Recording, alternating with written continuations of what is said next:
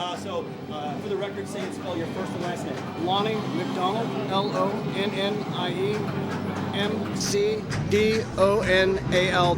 Lonnie McDonald. Thank you. All right, John, go ahead. Okay, Lonnie, I know you're a class of 2016 International Video Game Hall of Fame inductee, primarily for your activities with the game Joust, where you score monster points. Very great. Could you tell us a little bit about your Hall of Fame activity and being on the nomination and voting committees as well?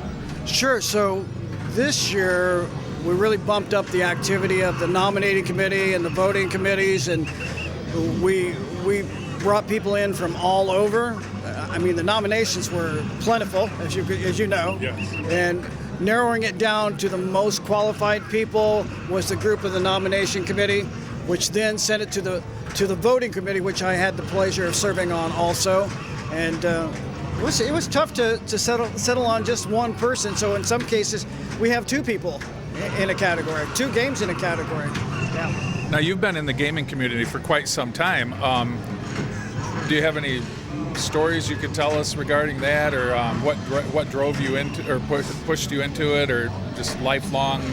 Well, I started gaming as playing cards and playing pool, and I was a very accomplished pool player. I was a very accomplished bowler, very accomplished card player. Video games came out, and accomplished pinball player. And video games came out when I was in high school. And so the first video game I saw was Asteroids, and people just gravitated to it. And so I found it amazing how many people gravitated to it so quickly. And then arcades started taking over the city, and it was pretty interesting time to watch it grow, and then eventually decline, and then grow again. So yeah, I've been involved with it for a long time. And there's some really big names in the Hall of Fame, as well as yourself. What do you see going forward, as far as maybe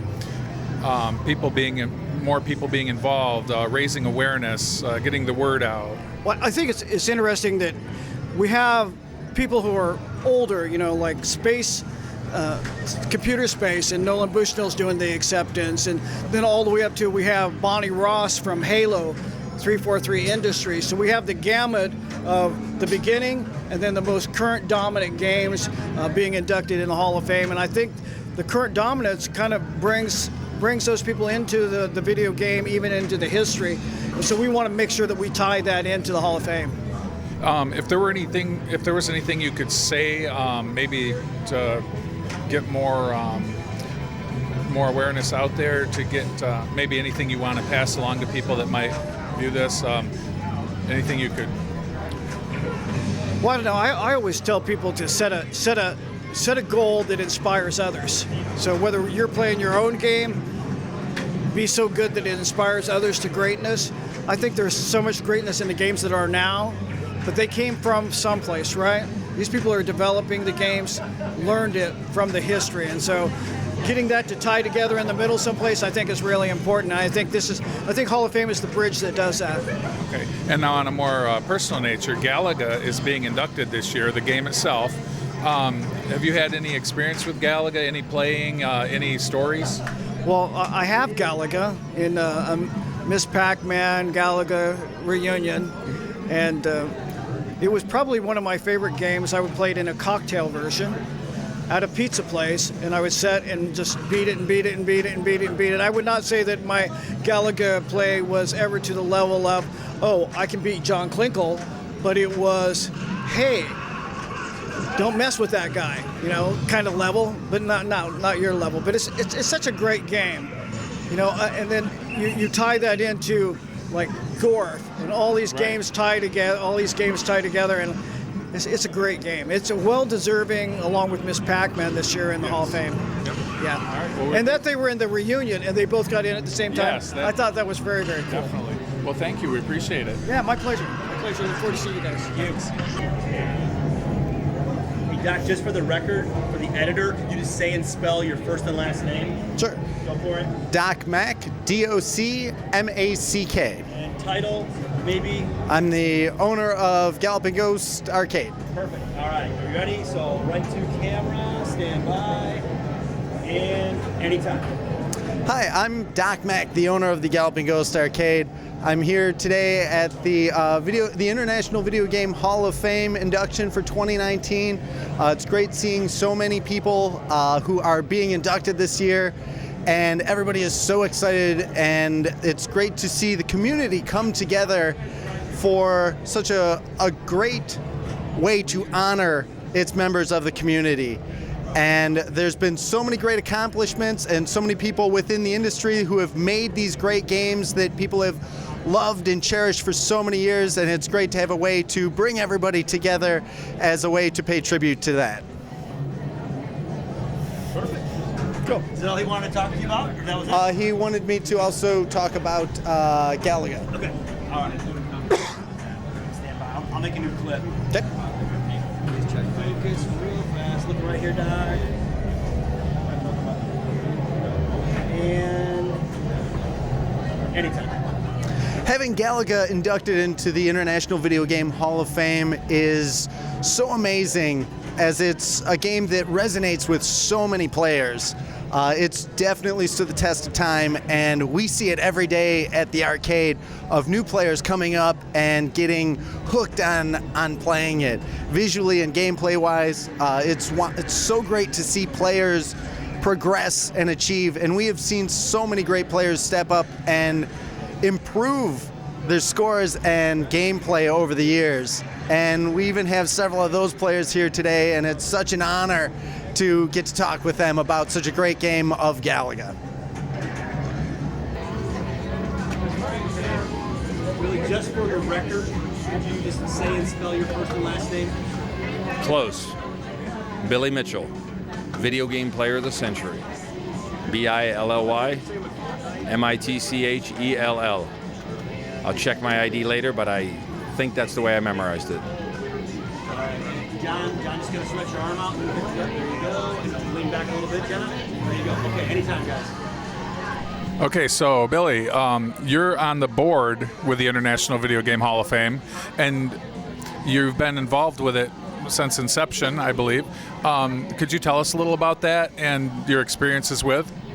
Well, all of the passion, all of the fever that began here in Ottumwa, for some strange reason, around the year 2009, 2010, it was just a grassroots effort that came out of nowhere. Absolutely took me and others by surprise, where people realized the history here in Ottumwa, they gained a passion for it, and they absolutely wanted it cemented in stone to live forever.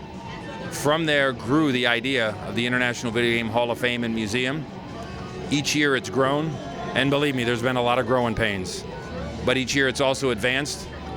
It's come here, and to be a part of that, to try to help direct it in the right direction, to try to help preserve that which we began here, has been an awesome experience. Absolutely awesome. And moving forward, where do you see this going? What do you see happening? Well, if I tell you things I'm not supposed to tell you, it doesn't matter, because this film will be out later. But the truth is, I look for the day that they're going to actually have a spot downtown, close to where the original arcade was, right there in the street of that famous Life magazine photo. There's a restoration that's going on in the area where they've done several blocks, and they're actually working on that block right now. If all goes well, the museum and Hall of Fame could actually be on that street right there across from the old Twin Galaxies. And that would be an incredible spot. It would absolutely would be. And there's a lot of fever and a lot of passion that actually comes from the city administration. I particularly listened to the mayor talk, who's all in favor of this. He feels like Ottumwa has made its footprint in history, and it needs to be preserved.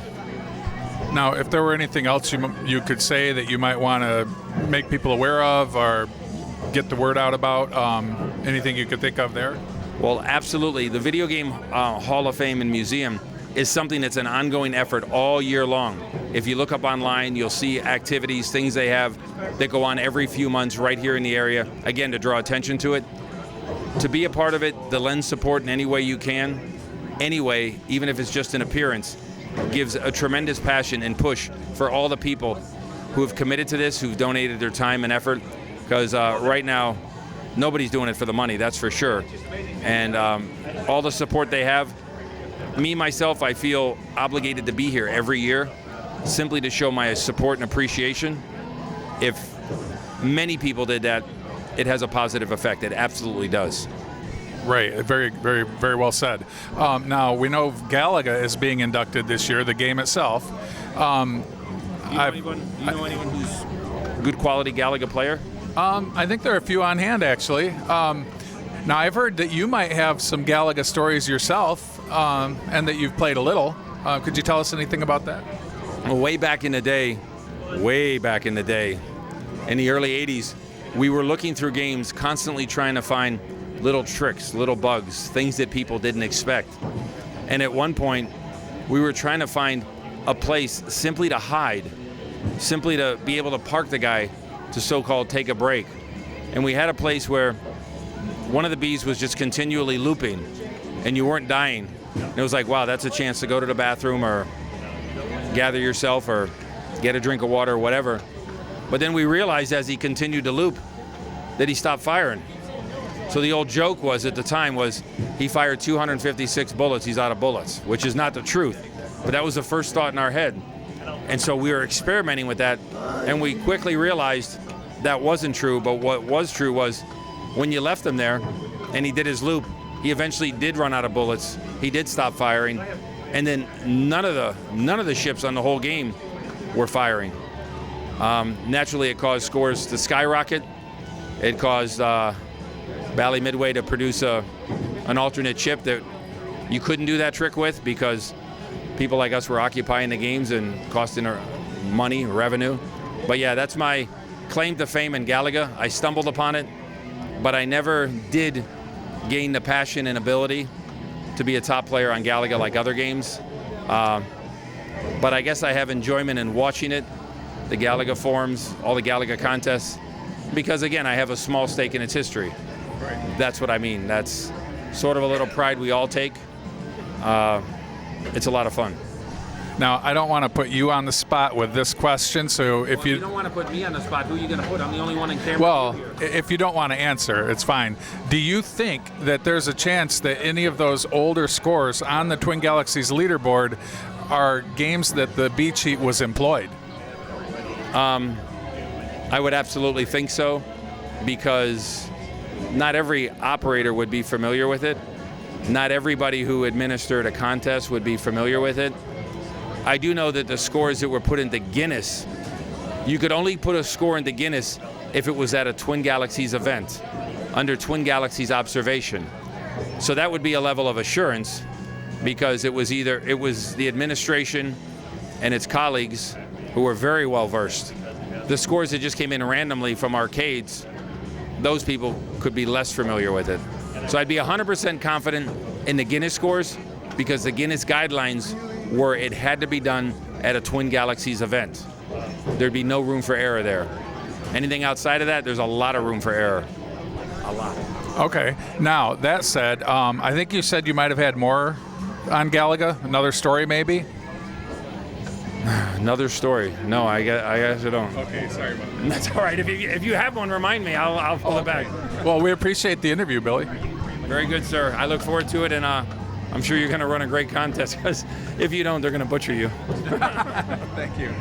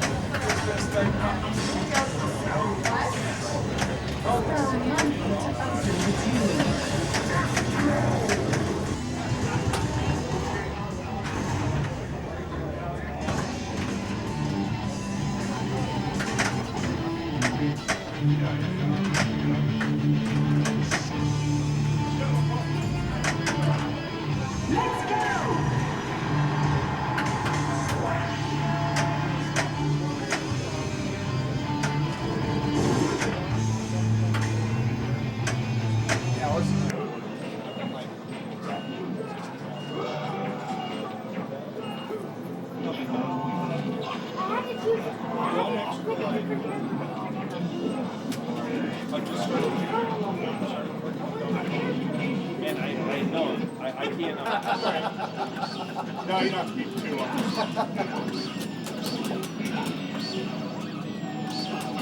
Now, if you kill screen it, the contest is over. Right. Come back to this. That would be awesome. We played this in 2010.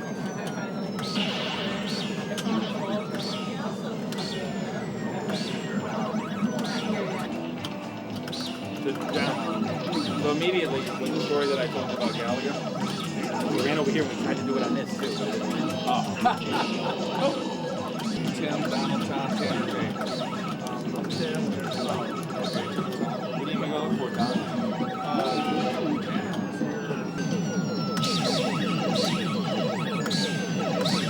Pressure's on.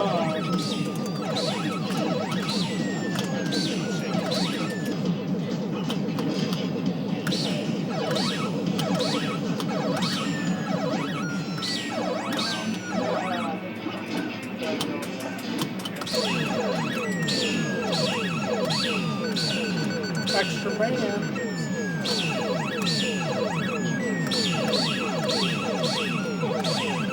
Oh, that sucks.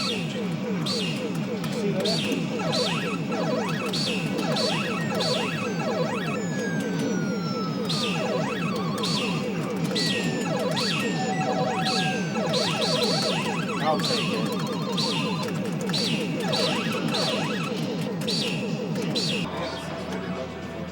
Wow.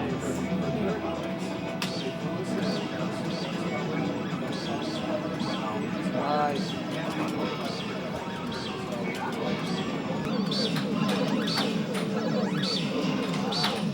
What's up?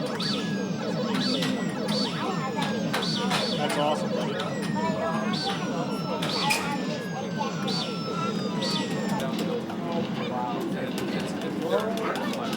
And they've got these displays, and they're really neat.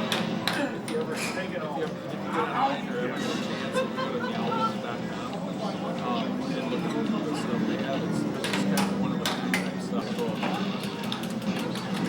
17,000. Nothing special.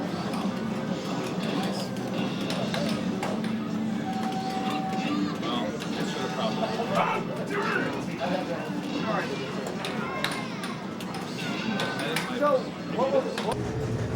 All right, so we know this is Walter. All right, here we go. And John, so when you start, starting here, then just go ahead and talk to Walter. Ready? And anytime. So we're here with Walter Day, the father of esports, and also the founder of Twin Galaxies. What would you say about your activity with the International Video Game Hall of Fame, how it got started, and what you could tell us about it? Well, the idea for the International Video Game Hall of Fame came at the end of August 1982 after I had just conducted a big contest where I pitted the greatest video game players of North Carolina against the greatest video game players of California. So it was a state versus state tournament. And for some reason, after the event was over in September of '82, I thought, you know, there really needs to be an official Video Game Hall of Fame, and it should be one that doesn't just honor the games but honors the people. And I had that feeling, especially about the people, because Ottumwa was fast becoming a mecca, a crossroads, a destination for gamers everywhere. So essentially, I saw it as the Hall of Fame. They'll be honoring the players and the competitors and the culture of being a video game user as opposed to just to the games and the designers. So that idea grew.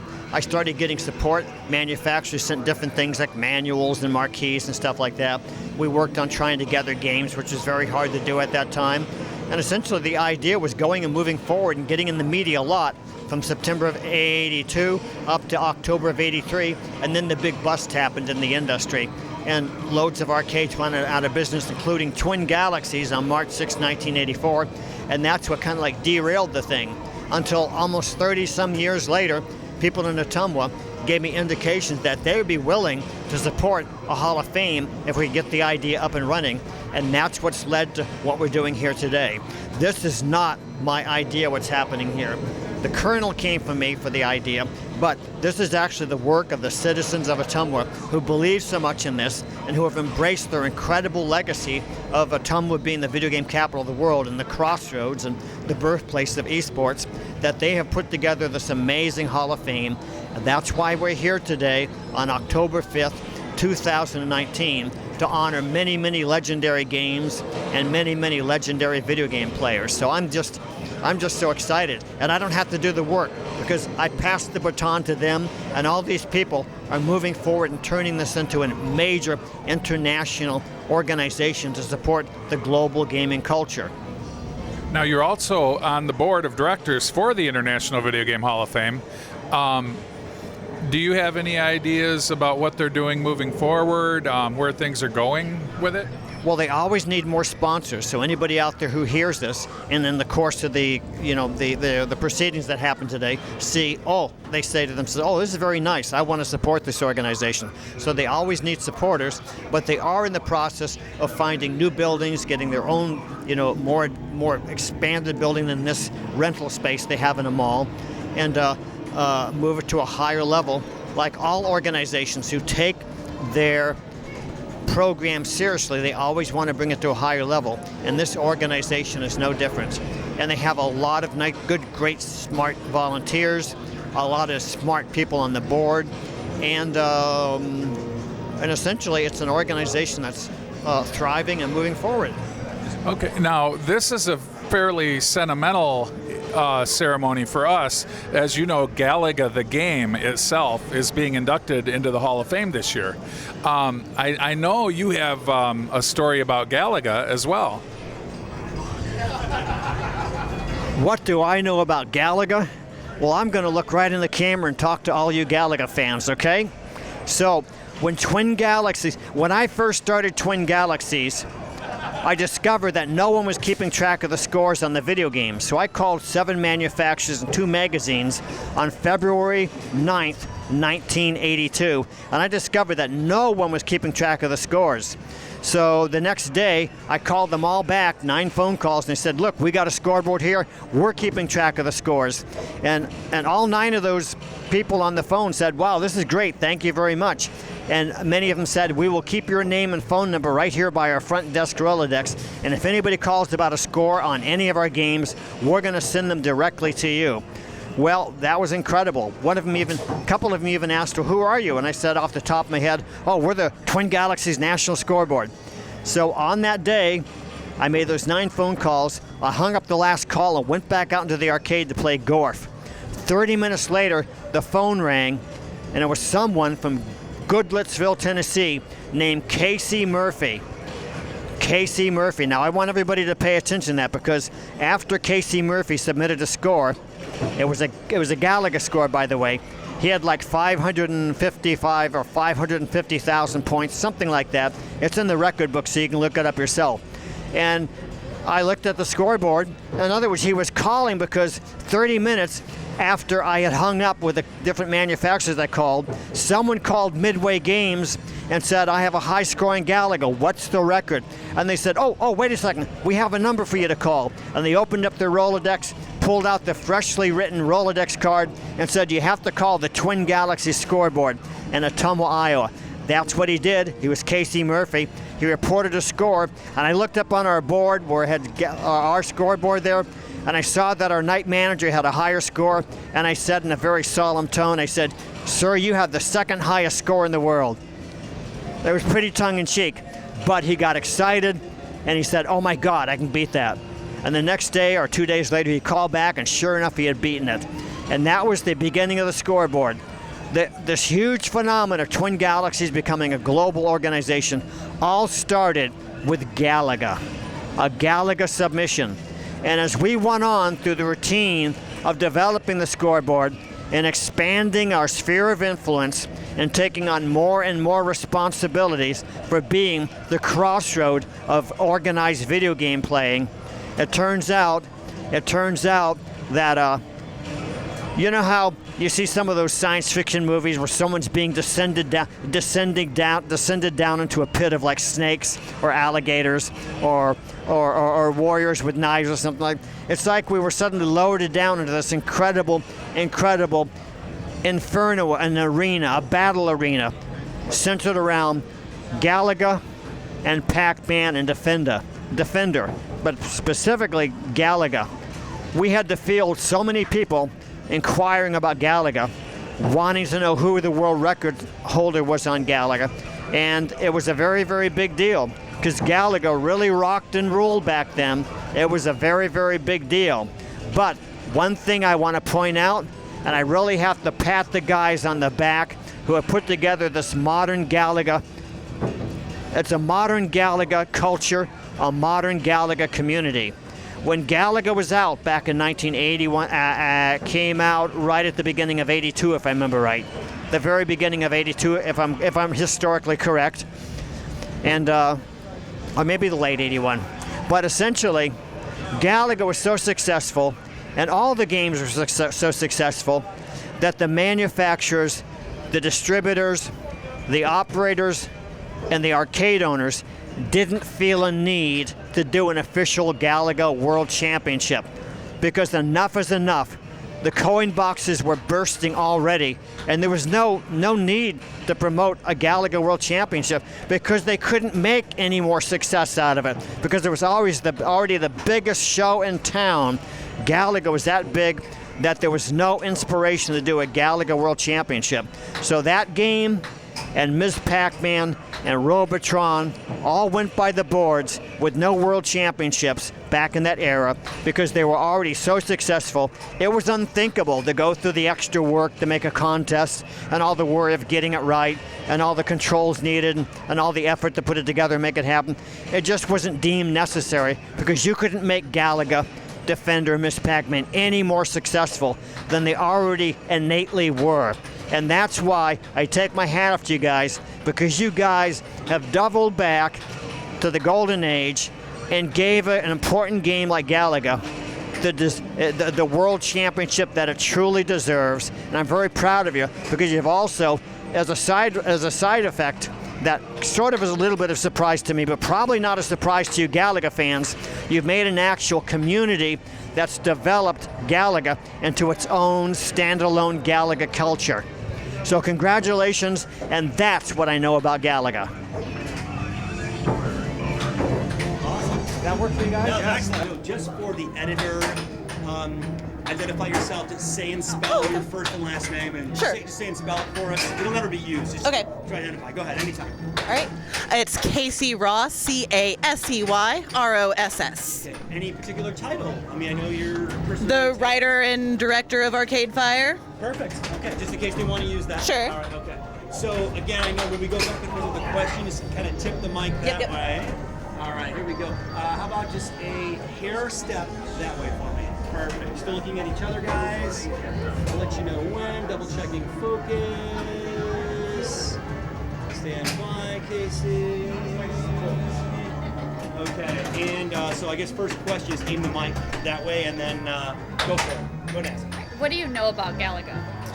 Oh man, I'm not really a player of any of the games. I just wrote a musical, but I know the people in the gaming community, so I know a lot of really excellent Galaga players. Mark Schultz, John Klinkle, Jordan Dorrington, all the guys that just come together and make the scene a really pleasant scene in video games. I tend to hang out with a lot of Donkey Kong players, and they're a lot harsher than the Galaga guys. So I know the guys and the people. What inspired you to write your musical on video games? What really inspired the show is I think that video games can be an interesting allegory for the human experience, and to say like, oh, it's just video games and these guys are being harsh on each other, that could be anything. It could be anything that you're passionate about. So I just thought it was a fun framework to tell a story about the human experience and how far people will go to get back at each other. And you know, it's obviously it follows Billy's current year, so it's about the controversy and all that. So it's just a fun little framework. And one last question for you. What makes Galaga Forum unique?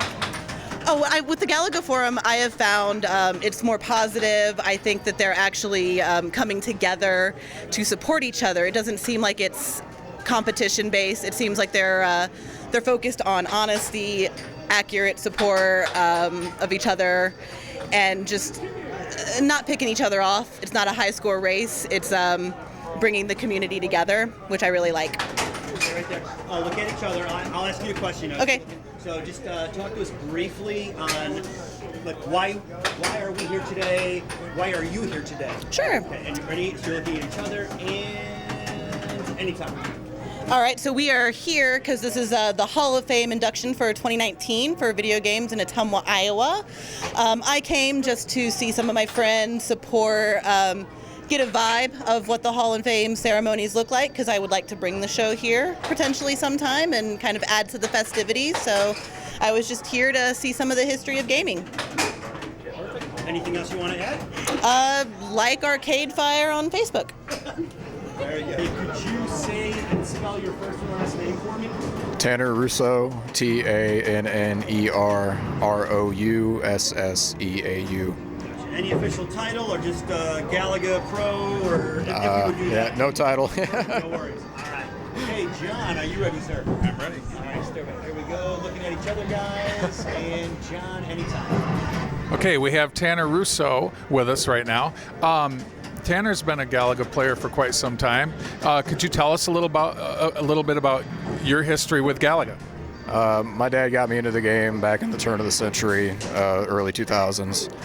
Just picked it up from there. He was a big enthusiast because he was, at the time when it came out in the 80s, kind of an arcade and bowling alley junkie, so he was big on Galaga, and then I just got into it through him. Okay, and now you've been in some competitions. You've gotten some pretty high scores. Could you tell us anything about that? The highest official score I have is recognized as 14th best on Marathon, 4.7 million. And that was at Score Wars in Santa Fe in 2018. Okay. Now you mentioned Score Wars. Could you tell us about that? Score Wars was the first world championship for Galaga held by Mount Wolf in Santa Fe, New Mexico. And they took 10 of the top players in the world and got them together and had a tournament. And Andrew Barrow was the one that won that. I lost in the quarterfinals to John Klinkle. Yeah, he's a really bad guy. So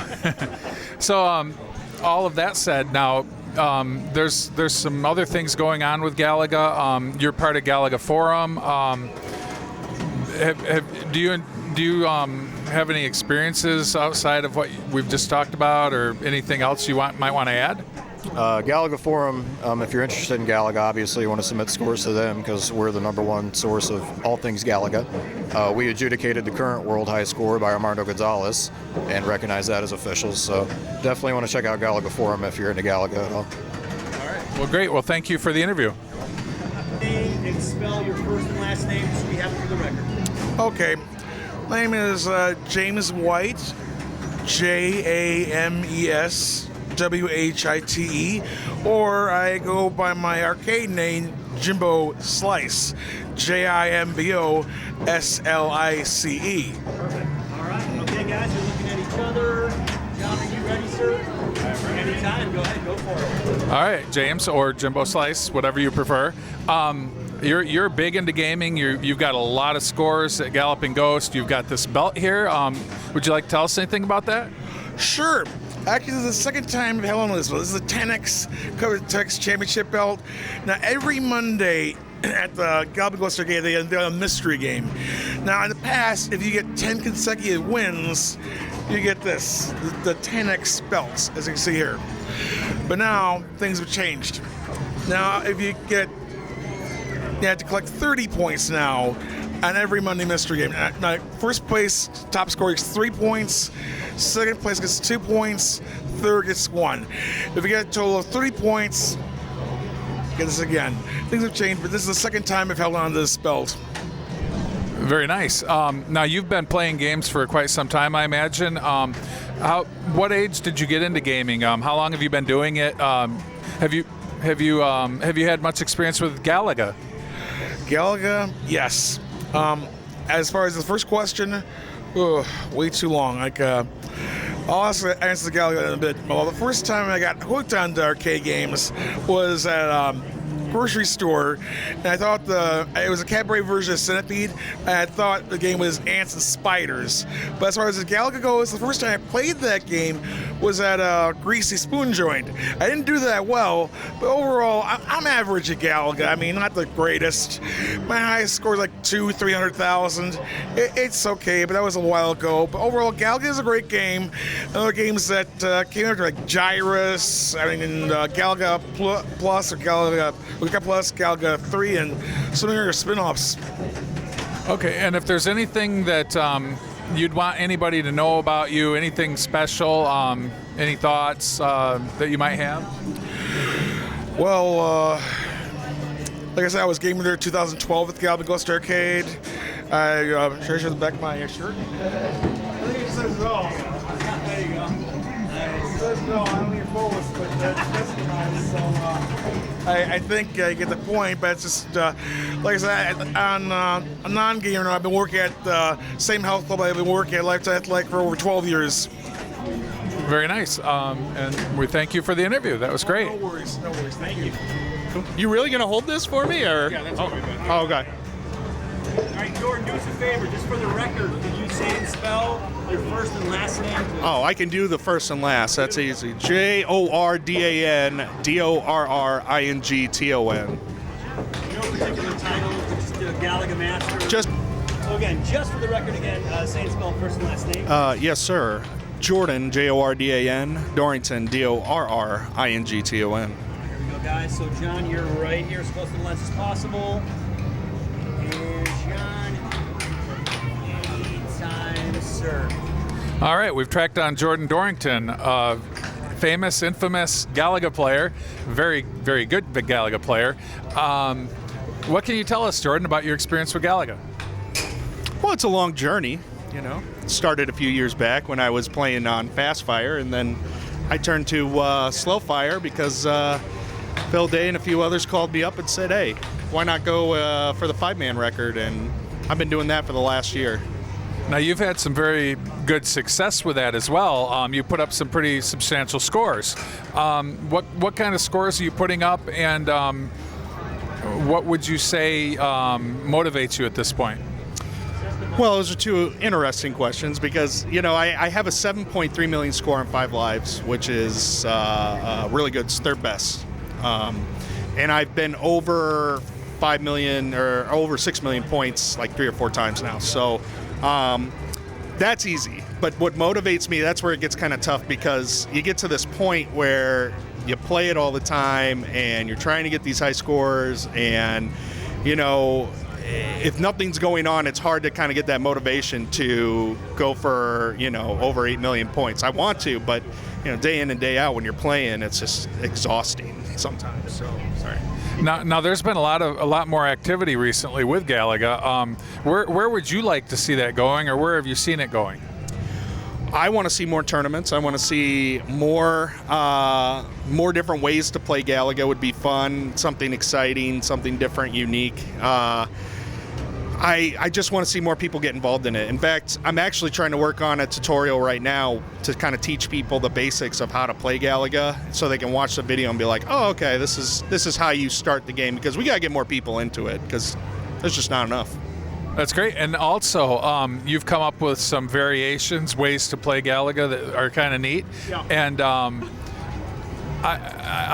maybe could you tell us a couple of those? Sure. Obviously, the famous one-hand technique works on Galaga because the controls, if you look, are so close. You can play the game with one hand. Do it again. There you go. So Wait, why is that machine off? they're working on it. They're trying to set it up for the tournament. What are we trying to set up? I'm being impromptu here. It's the only machine that's off in the arcade. Right. It's mysterious like that, you know. Sorry, John. Oh, no, that's good. Go ahead. Another way to play, which is a lot of fun, is you have one person steer and you have one person fire, which is fantastic because then you have like a co-pilot. And if somebody makes a mistake, you know, it gets crazy. And people are yelling at each other. It's the best. It's the best way to play. So those are just a couple fun ways that you can play Galaga. Okay. And lastly, do you have any story or anything relating to Galaga that you'd like to share? I've been a lot of places for it. Indianapolis, of course, was fun going out, hanging out with you guys. Went to Australia for it, which was amazing. It was one of the best trips ever. Just going out and meeting people that play the game and hanging out it's been the best. Because you think, you know, not a lot of people play it, but you know, they try to do what they can to play it. Obviously it's a tough game. Not a lot of people can do it. So now you mentioned Australia. That brings up a whole nother aspect. Could you tell us about that? Yeah, I went. I was invited to Gala, which was a Galaga tournament in Australia, and it was a week-long stay there, all expenses paid. It was fantastic. It was one of the best trips ever because every single day was just about Galaga and learning about it. I was with Mike Thompson out there and a few others, and it was an amazing event. And they're going to be doing it every year. In fact, it's going to be hosted in the U.S. this year. So it'll be at the Quarter Barrel. Very good. Yes, we just found that out. So, well, that's great to hear, and thank you so much for the interview. Yeah, no problem. All right. Oh, sorry. Left-handed. No, you're good. Sorry.